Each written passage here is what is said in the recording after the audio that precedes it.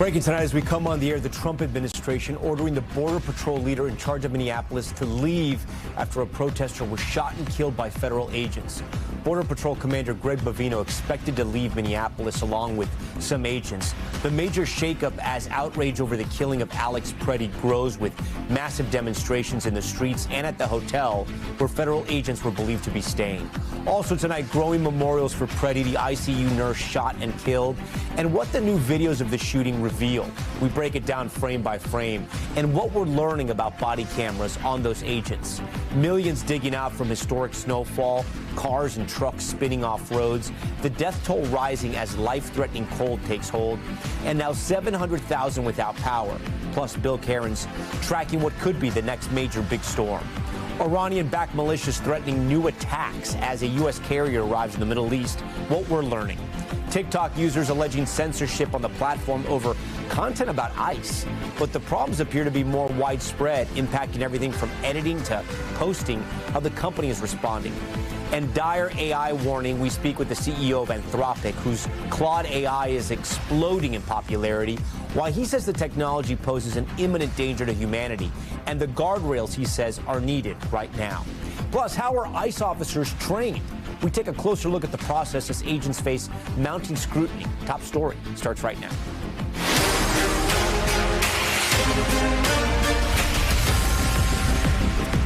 And good evening. We begin tonight with those major developments in Minneapolis after a protester was shot and killed by a federal agent in broad daylight. Tonight, NBC News is learning Border Patrol Commander Greg Bovino and some of his officers are expected to leave the city. The move coming in the wake of furious protest over the incident. 37-year-old ICU nurse Alex Preddy, seen in this video right there, holding a cell phone, interacting with ICE officers on Saturday before he's pepper sprayed, tackled to the ground, ultimately shot several times. The video seems to contradict an initial characterization from the Trump administration that he was brandishing a gun. And tonight we're learning there is body cam footage of the encounter that has not yet been released. We'll explain. The deadly shooting, the second in just 3 weeks in Minneapolis, igniting a fury. Federal agents launching apparent gas at crowds gathering near the scene. And overnight, protesters seen smashing through the window of a hotel believed to be housing federal officers. Governor Tim Walz activating Minnesota's National Guard after weeks of violent clashes between demonstrators and immigration officers. Today, the governor speaking with President Trump by phone, asking him to get ICE out of his state and to let the state be involved in the investigation of Preddy's shooting. And now a growing number of Republicans questioning Trump's federal operation in Minneapolis, including House Oversight Chair James Comer. Listen. I think this situation is only going to get worse, and I really think that there are so many cities in the United States that have issues with criminal illegals that I think they would be better received in other cities. With Bovino on his way out, border czar Tom Llamas on his way in to Minnesota. Tonight, the White House downplaying any friction among top officials, saying the president still has full faith in both Bovino and Homeland Security Secretary Kristi Noem, who was ultimately in charge of it all. We'll have more on that political fallout in a moment, but we begin in Minneapolis, where Camila Bernal leads us off. Tonight, under pressure following the shooting death of Alex Preddy, the Trump administration is planning to reduce the number of Border Patrol agents in Minneapolis sometime this week. An administration official and a law enforcement official tell NBC News, while Border Patrol Commander Greg Bovino is expected to leave the city tomorrow. All as President Trump now says he's sending border czar Tom Llamas to Minnesota tonight, amid a dramatic shift in tone between President Trump and Minnesota's Democratic Governor Tim Walz. Following a phone call, both are describing in positive terms. The president saying we seem to be on a similar wavelength. This after Walz had slammed the president's crackdown on illegal immigration. What do we need to do to get these federal agents out of our state? While the White House tonight still demanding Minnesota allow local police to cooperate with federal immigration officers. This tragedy occurred as a result of a deliberate and hostile resistance by Democrat leaders in Minnesota. DHS says officers were trying to arrest a suspect convicted of domestic assault. When we first see Alex Preddy on the scene in a confrontation with a law enforcement officer holding his cell phone. He's seen again in the street recording when officers ask protesters to move back. Preddy then reaches for an officer who's pushing another protester to the ground. That officer using pepper spray on them. Then we see several officers struggling to get Preddy to the ground. DHS says Preddy had brought with him a 9mm semi-automatic handgun and 2 extra ammunition clips. A split second before the shooting, we see this officer in a gray jacket run out of the scrum with what looks like Preddy's firearm. Just at that moment, in another angle, you can hear someone appearing to yell about a gun. Then the first shot is heard. Officers back away, firing several more shots. Afterwards, you hear someone say, "Where's the gun?" An officer says he has it. President Trump saying about the shooting, "I don't like any shooting, but I don't like it when somebody goes into a protest and he's got a very powerful, fully loaded gun with 2 magazines loaded up with bullets also." Police say Preddy had a permit to carry a weapon. This angle of the video showing Preddy's hands shortly before the shooting. One holding a cell phone, the other is empty, contradicting initial comments by Homeland Security Secretary Kristi Noem, who said he was brandishing a weapon. An individual arrived at this scene to inflict maximum damage on individuals and to kill law enforcement. NBC's Gabe Gutierrez pressing the White House today. Why did administration officials jump to conclusions before an investigation had even been conducted? Well, look, this has obviously been a very fluid and fast-moving situation throughout the weekend. As for President Trump, whom I speak for, he has said that he wants to let the investigation continue and let the facts lead in this case. With that, Camila Bernal joins us tonight from Minneapolis. And Camila, I know you have some new reporting on the investigation into the shooting of Alex Preddy and killing.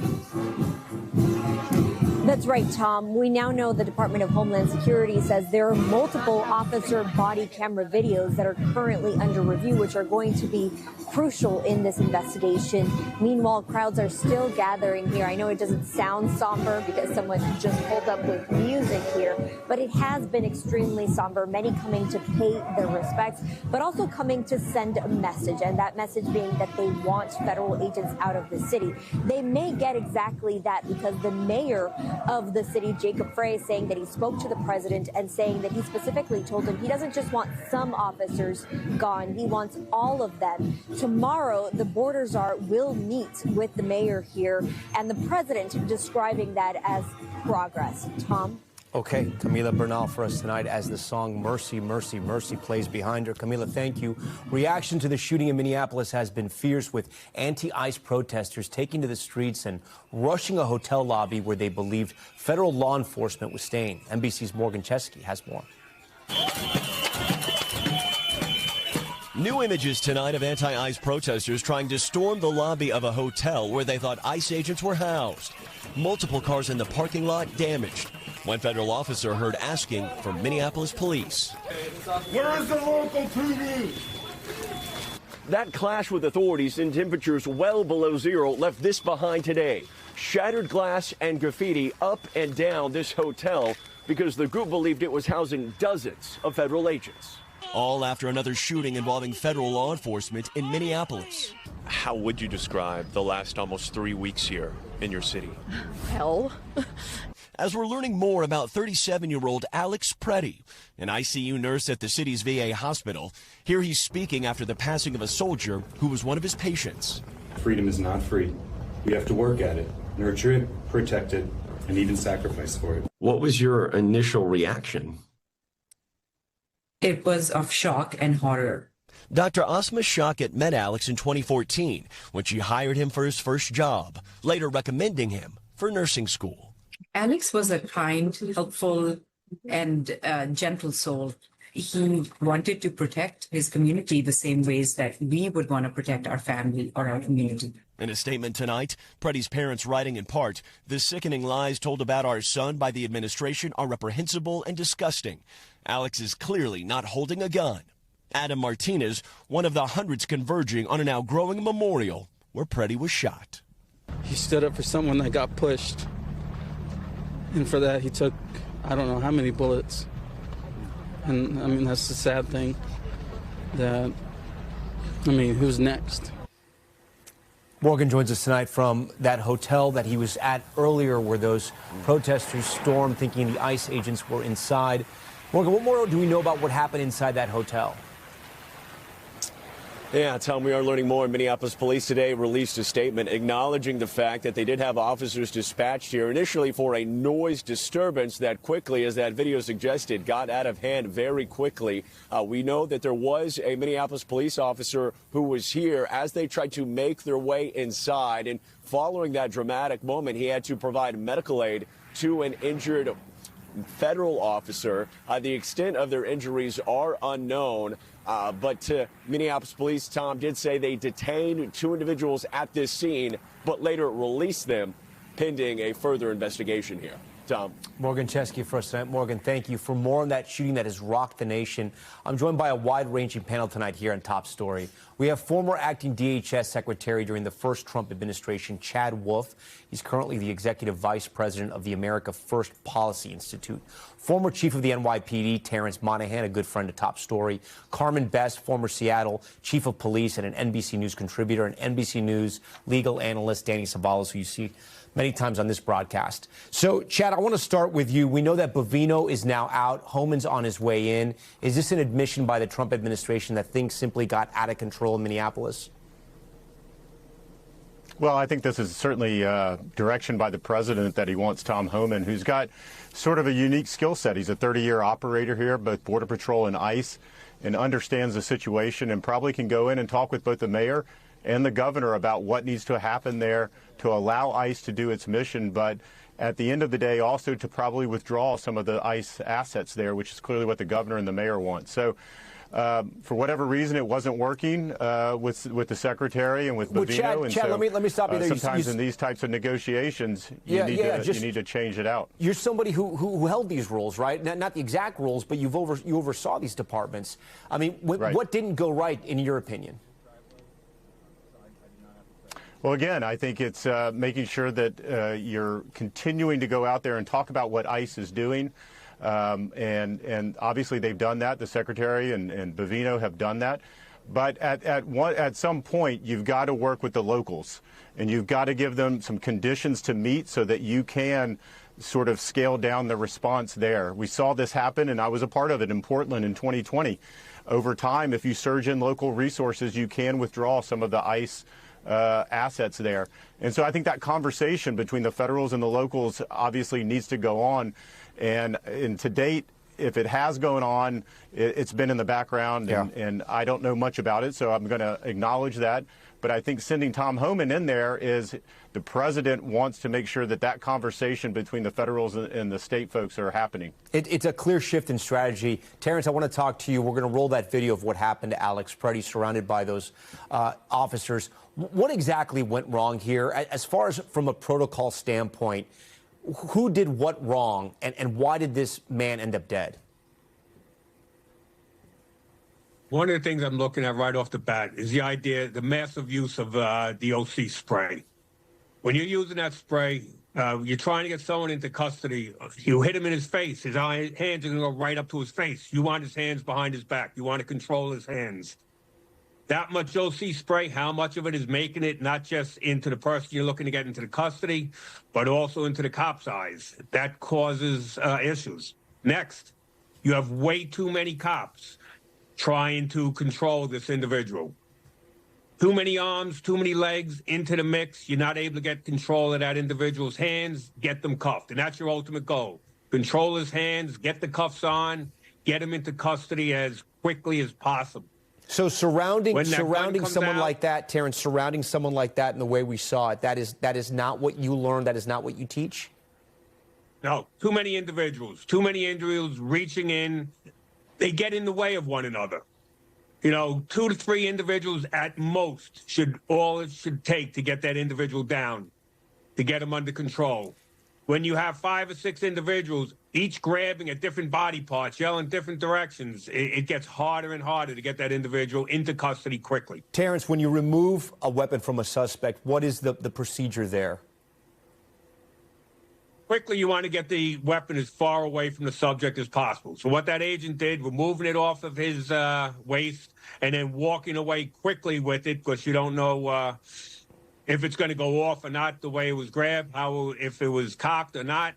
He did the right thing, and he yelled the idea of gun. Whether or not, when he removed it, a round was fired, well, that's something that's going to be part of the investigation, and it causes confusion at that point if a round had gone off after he had gotten that gun. So this is all part of the investigation that, you know, they should have this information at this point. Carmen, we heard at least 10 gunshots on the eyewitness videos. In what situation would firing a gun that many times be warranted? And from what you can see in the videos from this encounter, were officers following any type of protocol that you learned or have taught? Well, to put it in non-technical terms, it was quite the cluster. Just as Chief Moynihan was saying, the fact that there were so many officers, arms everywhere, people grabbing, it doesn't look like there's any constructed training in terms of how they're going to take the person into custody. When you spray a person's face with pepper spray in that manner, it's very disorienting. And so the need for so many people to be there grabbing is really inexplicable. And then after the gun is removed, I guess as we know that there'll be a further investigation about who, shot when and why. But that number of rounds with all those other officers around even presents clear danger, not only to the suspect, which was struck and killed, but to the other officers that are there, not realizing who's shooting and where the shots are coming from. Quite dangerous and quite chaotic all the way around. Danny, we saw, some criticism from members of the Trump administration in the very beginning, saying that Preddy went there with a loaded firearm, essentially looking for trouble. We later learned that he had a permit. He was able to carry the weapon the way he was carrying it.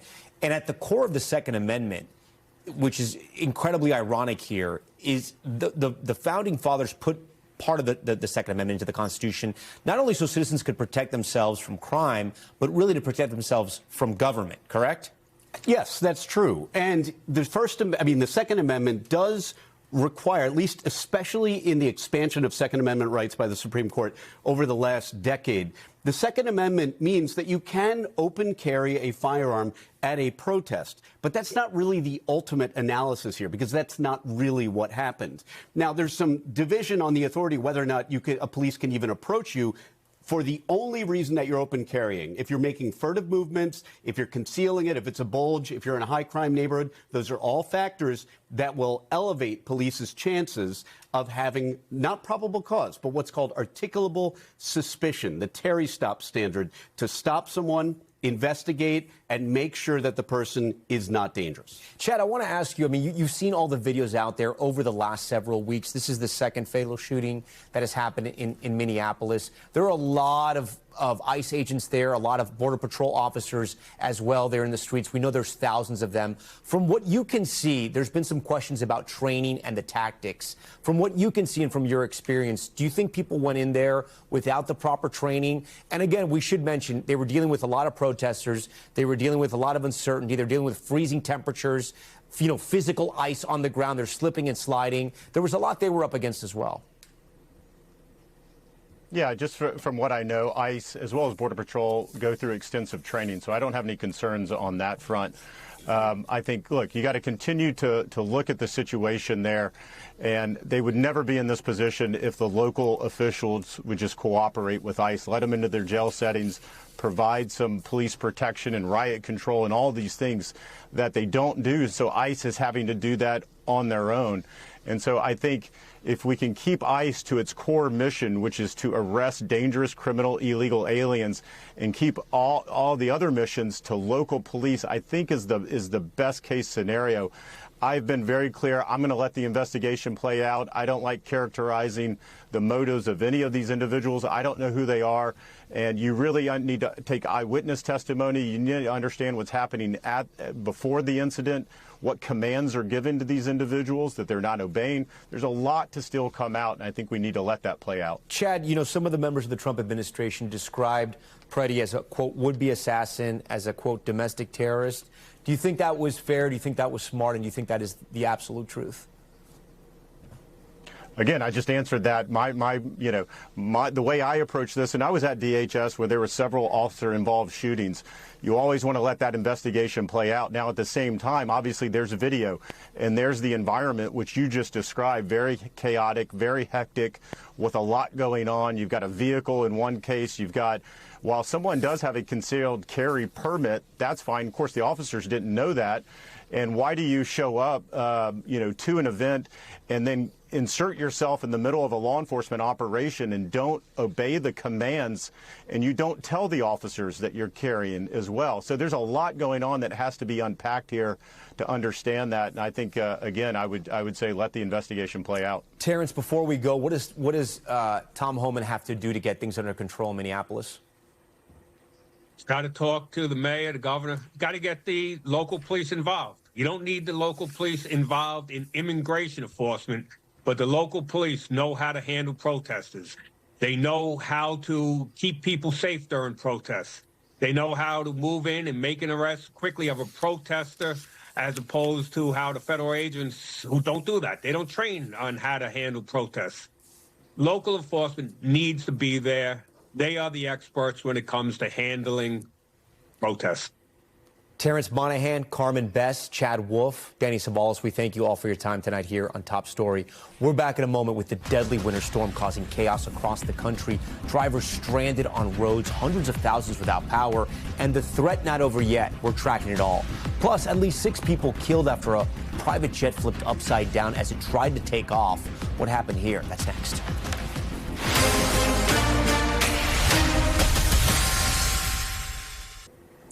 We're back now with the major winter storm leaving major cities at a standstill, neighborhoods buried under feet of snow and crippling ice taking down power lines. Right now, much of the South is dealing with widespread outages as they head into yet another freezing night. Aaron McLaughlin is tracking it all.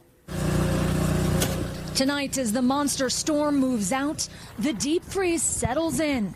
Frigid temperatures, blankets of ice, and feet of snow still gripping a huge portion of the country. At least 20 people have died so far, including elementary school teacher Rebecca Ruber. Police in Kansas say the 28-year-old froze to death. Her smile, it was so vibrant. That's what I'm going to miss the most. First responders are still working around the clock to keep up with collisions and spinouts. Even emergency vehicles are having trouble getting around. This semi slid off the road in Tennessee, shutting down the highway. And in the Midwest, where it's been single digits or lower since Friday, stranded cars litter the roads. The extraordinary storm created this in New York City, where even the rivers are freezing over, with record snowfall in several states, including here in Massachusetts. It's crazy. Oh my God, I live in here for 90 years, but I never see something like this. I've been out here for a few hours. It's a long time to be shoveling snow. My face feels frozen right now. 160 million Americans remain under cold alerts, including many down south, where hundreds of thousands of households are still without power. George Solis is in Nashville, where temperatures are expected to plummet again tonight. While some without power have evacuated, some families like the Claiborne have decided to camp out in their home to stay warm. We've set up our tent in our living room. We have a small indoor propane heater that will go for 5 hours or so. We've covered all the windows, and you can see we've covered the doors between the draftier parts of the house and this one, and we're just keeping a few rooms warm at a time. Mississippi resident Jane Hubbard also has no power. She heard a giant oak tree crash into her neighbor's house as the storm barreled through. It sounded like some loud thunder. Have you ever lived through anything like this? Well, I lived through Katrina. You're comparing this to Katrina? It's pretty bad. It's pretty bad. We have no power, no water, nothing. Tonight, the city of Dallas looks more like the Arctic tundra. In Boston, firefighter Lieutenant James Brooks says it's the worst he's seen in years. Had a pretty good amount of calls and everything, a lot of different calls, water leaks, car accidents, medical calls. It's kind of chaotic. All right, Aaron McLaughlin joins us now live. Aaron, this is incredible. We're looking at your live shot. There's still snow in Boston. It's still coming down? Yeah, that's right, Tom. It's coming down fast, and all this is expected to last into the night, which is why the mayor of Boston just announced that schools will be closed for a second day tomorrow so that they can deal with all of this, because in these extreme frigid temps, all the snow is going to be sticking around, and people here in Boston bracing for the next potential storm. So cold there. All right, we thank you for that, Aaron. Let's get right over to meteorologist Bill Cairns. Bill, so much happening with the weather around this country. The snow's moving out, but now the brutal cold is here to stay? Yeah, we've dealt with snowstorms, all these locations, but the fact that it's going to remain so cold for so long, the duration of this cold event could be historic in many areas. So we have about 160 million people that are under cold alerts. Right now at this hour, temperatures are now starting to drop even down along the Gulf Coast. Dallas, we had a little bit of melt, but now you're 29 degrees. And then we're going to get that melt and then the black ice thing going, every single day this week.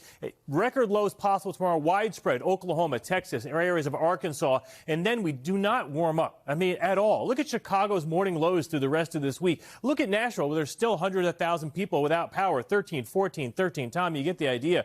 This is like Groundhog Day, a bad version of the movie. Yeah, I know, and you're tracking a possible nor'easter. It's early, but what do we know about it right now? Yeah, so we have high confidence that there's going to be a large coastal storm Saturday and Sunday off the East Coast. But the biggest question is how far off the coast will it be? Will it be close enough that we get some snow and issues in the Carolinas? That's possible. Or will the storm be far enough off the coast that it's kind of just a glancing blow? So our computer models are in slight disagreement with each other, and that's expected this far in advance. But we do know in high confidence that this will be a powerful storm. If it does travel close enough to the coast, then we could have, blizzard, nor'easter-like conditions. If it's offshore far enough, Tom, we won't even know it's there. So we got 4 or 5 days to try to pinpoint this. But something to keep in mind, and this is only for the East Coast. This is not a coast-to-coast storm like the last one. All right, Bill Cairns, you're going to stay busy all week long. We appreciate it. Coming up, the latest deadly encounter in Minneapolis, putting new scrutiny on federal officers. Our reporting on how ICE officers are trained and recruited. Plus, rising tensions in the Middle East. Is the U.S. preparing to strike? The new military movements that has Iran making new threats. Stay with us.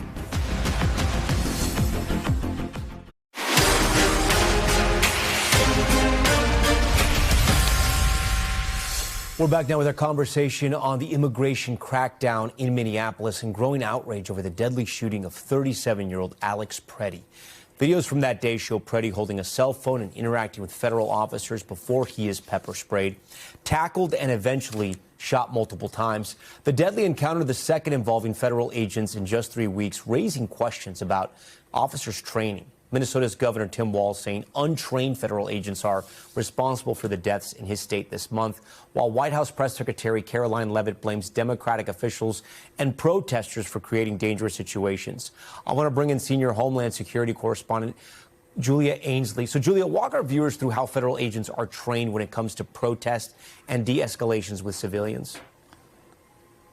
Well, what Walz is seizing on is a cutback in training for ICE agents or for ICE officers. The Border Patrol did not have the same cutback, but ICE had a huge pressure campaign, really. They had to hire 10,000 more officers from August to December of last year. They put out $50,000 signing bonuses, and they cut the training from 13 weeks to 8 weeks. Now, Border Patrol did not have the same training cut, but a lot of the people that they're bringing in are coming from the border, are not used to dealing with de-escalation in urban environments, and they're being told to use the same tactics they might use at the border, where honestly the laws are different. What you can do within 100 miles of the border in terms of checking for someone's citizenship is very different inside the interior of the United States. And so now you have people who have been brought in. There are 1,500 people redeployed from the border, northern and southern borders, to the interior of the United States who haven't been trained in the same tactics as how to de-escalate, how to go into a home that might have children in it, how to react if someone may be armed when you walk into a home or in a situation like this. And so there's a lot of pressure on this. The other thing that's very different from their training compared to local police is they are not trained in the same de-escalation tactics. They are taught to shoot until the threat is eliminated. The only thing holding them back is a Supreme Court decision that said that federal agents must use force that is reasonable and necessary. So in this case, as the investigation continues, federal investigators will have to decide if using lethal force against Preddy was reasonable and necessary, Tom. So do we know why this is happening in Minnesota, in Minneapolis, and not in other parts of the country at this level? Well, we've seen different cities get attention at different times. It really started in Los Angeles on June 6th of last summer. Then it went on to Chicago and to some other cities in the Southeast. Right now, Minneapolis is the focus, and we know it caught the president's attention because of widespread fraud that had been well documented, even going back to 2022 under the Biden administration. A lot of that perpetrated by the Somali community. The defendants in those cases, well documented, 98 of them were part of the Somali community. That doesn't mean they were illegal immigrants. In fact, a lot of the Somali community in Minneapolis are naturalized U.S. citizens. They have the largest diaspora of Somalis anywhere in the United States. Many of them came over in the 90s during that country's civil war. But as that fraud continued to be documented, both by the Justice Department in October and then again by some right-wing YouTubers, even though some of their claims were debunked, it really caught the attention of the president, where he said, this is an area where people are defrauding the American people, cheating taxpayers out of their money. And so we decided to make it an immigration focus, to send ICE and then later followed by Border Patrol. Okay, Julia Ainsley for us. Julia, we thank you for that. Now to Top Stories newsfeed, we're going to start in Israel, where officials say they've brought home the remains of the final hostage in Gaza. Israeli troops gathering to pay their respects to Ron Gavili, a police officer who was killed during that October 7th attack in 2023 that sparked the war with Hamas. Today's return clears the way for the next phase of the ceasefire plan, including rebuilding Gaza and disarming Hamas. And as tensions wrap up between the U.S. and Iran, we're now learning that an American aircraft carrier and its warships have arrived in the Middle East. That, according to a U.S. official who spoke to NBC News. They say this does not mean President Trump has decided to strike Iran, but Tehran and its militia allies in the region are warning they will retaliate if attacked. And in Maine, at least 6 people are dead after a business jet crashed and burst into flames. It happened yesterday while the plane was taking off from Bangor Airport. This is an image of it just as that winter storm was slamming parts of the country. Officials say all 6 people on board were killed. Investigators still looking into what caused the crash. Okay, still ahead tonight, TikTok turmoil, users speaking out about issues on the app, with some even raising concerns about possible censorship. We'll break down the allegations and how the company is responding.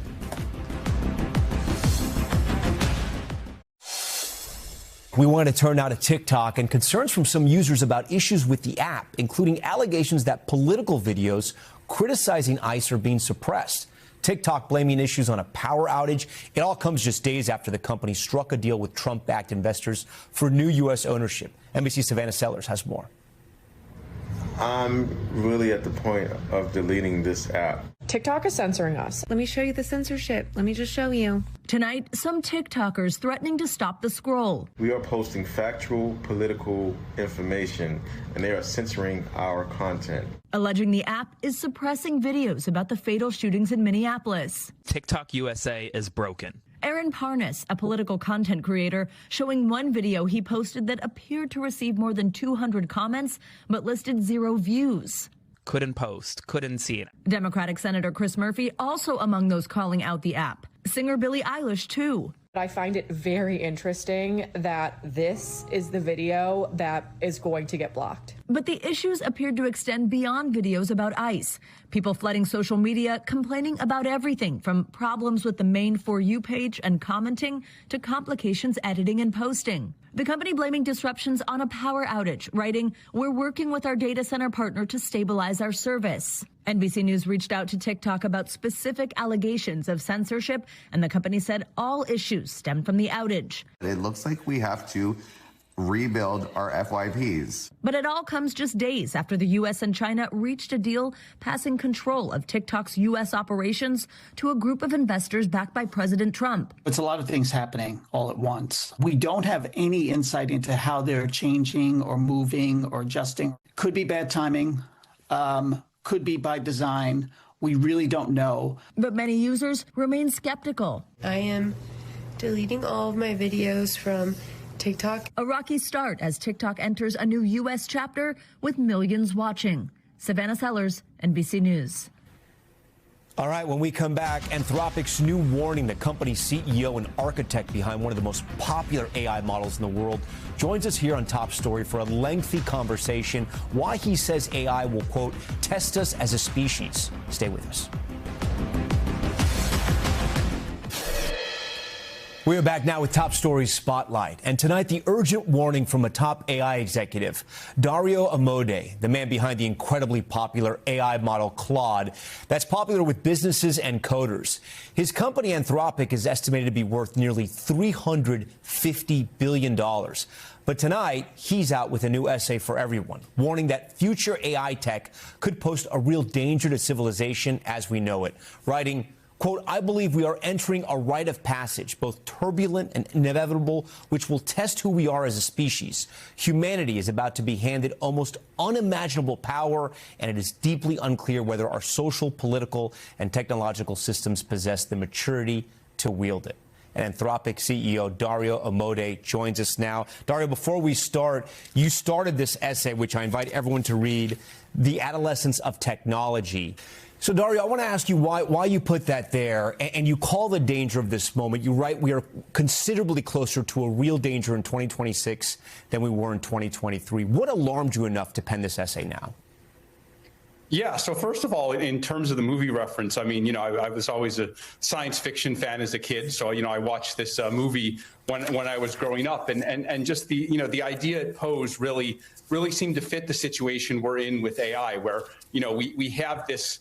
We're starting to get these immense powers with AI, but our kind of institutions, our maturity as human beings and as a society, my question is, have we really caught up? It's a bit like a kind of teenager where you have all these new powers and abilities, mental and physical, but you haven't necessarily adapted to them yet, and so I feel like this is something that we're going through in terms of why 2026 versus 2023. I've been in the AI industry for a long time. I was at Google. I was at, I led research at OpenAI for several years. So I've seen most of the companies that are leading in the AI space now. And I've been following AI almost since the beginning of when, what we call generative AI, which is, today's kind of generation of AI models started. And the thing I most noticed is that the cognitive abilities of these AI systems would grow year after year. In the 90s, we had something called Moore's Law, which meant chips got faster and faster. It feels like now we have almost a Moore's Law for intelligence. And so I'm watching the cognitive abilities, the intelligence of these models tick up day after day, year after year. And in that time from 2023 to 2026, we've gone from maybe the models being like a smart high school student who's good at some things and not others, to really starting to get at the PhD level. When we look at what the models are able to do in terms of coding, which you mentioned Anthropic is focused on, but also things like biology and life sciences, the potential of what the models can do is incredible. We're starting to work with pharmaceutical companies. I think these models could cure cancer, but on the other hand, things that are very smart. This is a lot of power in our hands. Yeah, and so Dario, I want to ask you. You're a busy guy. Why write this? Right, it's 40 pages. It's pretty dense. At times, it's scary. At times, it's hopeful. At times, it's empowering. I mean, it's a fascinating read. Did you use Claude to write this at all? I use Claude to give me ideas and to help with the research, but the actual writing is mine. I don't think Claude is quite good enough yet to write the whole thing, but I definitely used it to improve my ideas. So Claude's not as smart as the creator, but I don't know if that's what you were saying, but you were saying something similar to that. I'm curious. What can help in some ways. Yeah, I'm curious. What happened to you? What did you see recently that inspired you to want to write this essay, and who is this essay for? Yeah. So, in terms of what inspired me, I think the fact that the models are writing code, including at Anthropic. I have engineers within Anthropic who say, I don't write any code. I don't write any code anymore. I just let Claude write the code, and I edit it or I look it over. And of course, at Anthropic, writing code means designing the next version of Claude itself. So we essentially have Claude designing the next version of Claude itself, not completely, not in all ways, but in many ways. That loop starts to close very fast. And so I look at this and I say, wow, this is exciting. It's incredible what we can do with the world, but also it's really speeding up a lot. And I'm just not sure we have that much time. Yeah, Dario, I want to dig a little deeper into the essay now for our viewers. You lay out the 5 things you worried about when it comes to powerful AI, right? And just for our viewers, powerful AI is the next level of AI, which you think will get there possibly in a few years. I want to run through them briefly here. Number 1, autonomy risks, right? Could the AI dominate the world with superior weapons? Number 2, misuse for destruction, where you talk about terrorists who create biological weapons using AI. Number 3, the misuse for seizing power, or governments using AI for mass surveillance and propaganda. Some will say that that could be happening now. Number 4, economic disruption and ensuing unemployment, which again happening right now. And number 5, the indirect effects of rapid development and the destabilization that could cause. I mean, some of these, like I said, they're happening now. Some of these other ones you lay out, that was the plot line for Terminator. I mean, are these the realities? Yeah, so, what I've said with all of these, and I say it in the essay, is, our view into the future is very cloudy. We're not sure what will, we're not sure how many of the benefits will materialize. We're not sure how many of the risks will materialize. But because we're going at it so fast, I think there's value in writing up a document that doesn't say, we're doomed, all these 5 terrible things are going to happen, but these are some possibilities. You could think of it like a threat report, United States has a bunch of plans for, what if this happens? What if a terrorist gets a nuclear weapon? Doesn't mean all those things are going to happen, but it means they could happen. And so we need to be prepared for them. And yeah, the idea that AI models might have motivations that, that we don't trust, that aren't aligned with humanity. We do everything we can when we make them to make that not true. Anthropic has done a bunch of stuff, to make the models more reliable, more steerable, more stable. But there's something about the way we make AI models. It's less like programming a computer. It's more like growing a plant or an animal. And so there is some amount of unpredictability. And I'm warning about this possibility, not because I think it's inevitable, not because I think we're doomed, but because I want people to understand to take seriously how much they have to control this technology, how much they have to, take seriously the problem of making it work, testing it out, seeing what might go wrong, in some cases getting the law involved to make sure that AI companies like us behave responsibly and don't impose these burdens on society. You're saying 2 things there, and I want to make sure I understand you clearly on that first part. It sounds like you're worried about maybe some of your colleagues who run these other AI companies, right? There's a handful of people right now that are leading the revolution in AI. You're one of them. Obviously, ChatGPT, Microsoft is obviously way ahead here. Elon Musk as well. Are you worried some of your colleagues, some of these other CEOs may be more concerned about their stock prices, more concerned about taking their companies public, more concerned about dollars and cents than the future of humanity? So, I think, to be fair, none of us, are fully know how to control AI systems. I can't tell you there's a 100% chance that even the systems we build are perfectly reliable. We do everything we can to make them more reliable every day. We run tests. We advocate for regulation of the technology. So I think we do pretty well. But even we can't guarantee that everything is perfectly safe. And I do worry with some of the others that the standard is lower. And there's I think a wide variety of levels of responsibility in some of the players. Some of the things that Google does around biological risks of the models, I think is also fairly responsible. But I think the problem is when you have a lot of players, the dangers are set by the least responsible players. Even if there's 1, 2 other responsible players, I think what you can't deny is that there are some players out there who are not responsible. You mentioned the law. Right now, there doesn't seem to be any guardrails. President Trump is the first president, I would say, in the AI revolution, right? What would you tell President Trump? What do we need to do? Yeah, I would say that these risks are serious.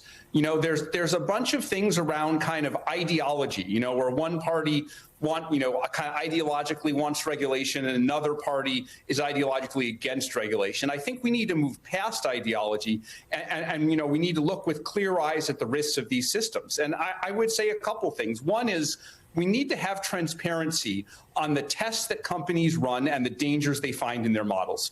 If we look at a lot of dangers to consumers and the public, like if we look back at, the dangers of cigarettes or the dangers of opioids, in a lot of cases, companies ran the research showing that the dangers were present, but then they suppressed that research. We, Anthropic, always try to publish that research, right? We've talked about it in many forums. Every time we release a new AI model, we have 100-page documents talking about all the ways it goes wrong when we stress test it, but not everyone does that. So I think a basic, simple step would be, let's just require everyone to do that. The second thing I would say is, if this technology is dangerous, we should not be selling it to our authoritarian adversaries. We should not be selling to the Chinese Communist Party the resources to build a totalitarian surveillance state with this technology. Are you talking about the chips in NVIDIA? Is that along those same lines? Yeah. Look. I mean, these chip makers are trying to do the best they can for the country, and I think they're doing what they can to run their business. But I'm not sure it's in the national security interest of the United States or other democracies, to sell these chips to countries that can build a totalitarian surveillance state and contend with us militarily. One of the things you talked about is that you said your Anthropic is very transparent when you guys find out things that aren't so great. One thing that stood out to me in your essay, let's put it up on the screen here for our viewers, is it was about an experiment highlighting the risks of the AI models. And you write about one experiment where Claude was given training data, suggesting that Anthropic was evil. Claude engaged in deception and subversion when given instructions by Anthropic employees under the belief that it should be trying to undermine evil people. In a lab experiment where it was told it was going to be shut down, Claude sometimes, again, the AI blackmailed fictional employees who controlled its shutdown button. I mean, that's got to be mind-blowing when you guys figure that out, and also incredibly terrifying.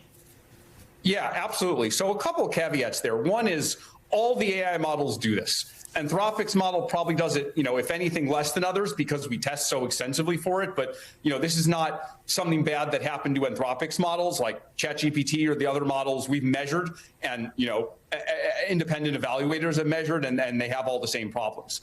And second, these aren't things that are happening, these aren't things that are happening in the wild. This is a little bit like, you're testing a car and you put it in a crash dummy and drive it over an icy bridge or something. But the fact that things can go wrong in these extreme conditions, it's a warning sign that if we don't address these issues, things could go wrong in less extreme conditions. And so, I am concerned, not that these things are, imminently going to rebel tomorrow, but that if we don't do a better job of the science of training these systems, if we don't do a better job of learning how they work, of learning the science of how AI models work, then eventually, if we neglect it for too long, these really scary things could happen in the real world at an absolutely massive scale. You've mentioned a lot of governments tonight. Anthropic has a contract with the Department of Defense, if I'm correct here. You've also partnered with Palantir on DoD products for the intelligence community. We should know Palantir also has a separate contract with ICE. How do you draw the line between defending democracy without using these tools on U.S. citizens?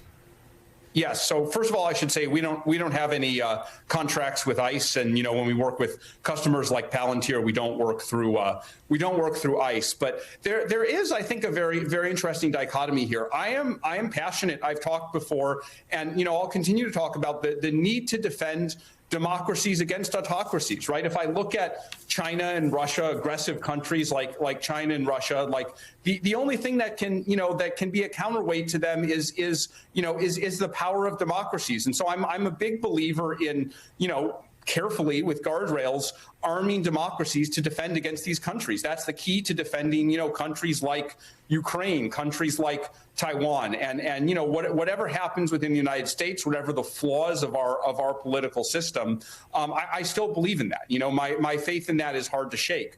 But I think the other side of it is that, we need to be really careful about making sure democracies are worth defending. We need to defend our own democratic values at home. And I think, some of the things we've seen in the last few days concern me about that. And, I've been glad to see folks, including now even President Trump, calling for, investigations into what happens because, To be clear on this, though, Anthropic would never work with ICE, at least not in the current scenario, the way ICE is operating now? We don't have any contracts with ICE, and I'll certainly say what we've seen in the last few days doesn't make me more enthusiastic. Let's turn to the economy now. You've predicted AI will disrupt 50% of entry-level white-collar jobs over the next 1 to 5 years.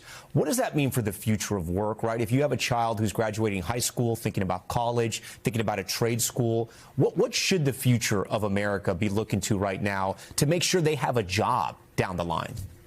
So, as you said about the essay as a whole, I'm concerned and I'm also hopeful. I think the concern part of it is we've seen technological, disruptions before. People went from farming to, factories, and factories to knowledge work, and the computer and the internet caused lots of disruption. And, that caused disruption for a time. And then people adapted. My concern with AI is it's not different in kind, but the disruption is maybe deeper. It's coming at us faster, right? AI can do a wider range of things. My concern, as well as my excitement, is AI can do a wide variety of knowledge work. So it can do entry-level law work. It can do entry-level finance. It can do entry-level consulting. And so my worry is exactly, if you're someone kind of coming up in the world and just starting your career, AI is coming at multiple points, and it will make people a lot more productive. But I think, that we can't deny that it will also eliminate jobs and probably a large number of them. And so what we need to do is, as fast as possible, adapt people to using AI and find ways to create jobs faster than we destroy them. I don't think there's a guarantee that we can do that, but the better we can do it, the more we'll reap the benefits and the less we'll have to deal with the harms. So, to get concrete, my advice would be, one, of course, learn to use AI. That's got to be number one. Dario, I could talk to you for 3 hours. We only have about a minute left. What keeps you up at night, and what gives you hope? Yeah, I think the thing that keeps me up at night is the incredible market race between these players, right? That the competition is so intense, and even we feel it. We hold on to our principles, we hold on to our values, but that pressure is always there. We're holding on despite that pressure, rather than because of it. And what gives me hope is what I ended the essay with, which is that if you look throughout history, if you look at the situations I found myself in and the situations humanity has found themselves in, there's so many times where it's very hard and there's this enormous suffering, and yet there's also this incredible inspiration that kind of the ingenuity of the human spirit that leads us to find our way out of these difficulties that you wouldn't think there was a solution to. So I'm trying to channel that every day as best I can. Dario Amodei, we thank you for your time. You can find the essay, The Adolescence of Technology, on his website, darioamodei.com. And, of course, his company is Anthropic and Claude. You're probably using it right now. Dario, we thank you for your time. Thanks for being on Top Story. Thanks for having me, Tom. Yeah. And we thank you for watching Top Story tonight. I'm Tom Llamas in New York. Stay right there. More news on the way.